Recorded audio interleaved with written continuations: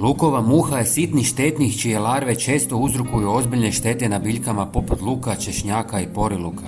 Ženka polaže jaja na površinu tla ili na lišće biljke, a nakon izlijeganja mlade ličinke počinju se hraniti unutrašnjim dijelovima lukovice, što dovodi do njenog propadanja i truljenja.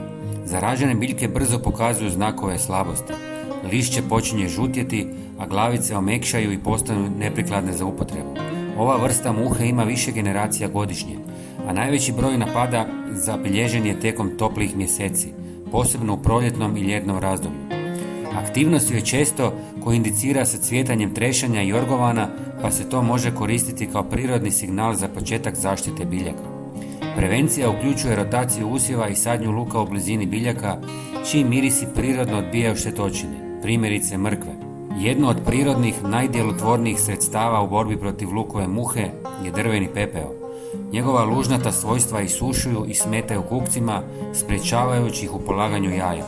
Osim toga, pepeo djeluje protiv puževa. Dovoljno je posipati lagani sloj pepela po zemlji i oko biljaka odmah nakon sadnje. Uz zaštitu, pepeo doprinosi i plodnosti tla jer sadrži minerale koji hrane biljku.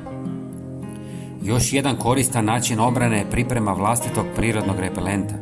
Pomiješajte malo cimeta i crvene ljute paprike u pola litre tople vode. Ta mješavina intenzivnog mirisa zbunjuje štetnike i odvraća ih od napada. Crvena paprika ometa njihove osjetilne receptore, dok cimet djeluje dezorientirajuće.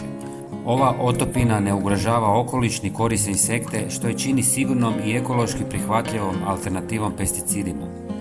Osim ova dva sastojka možete koristiti i biljke s jakim mirisom poput lavande, mente ili ružmarina.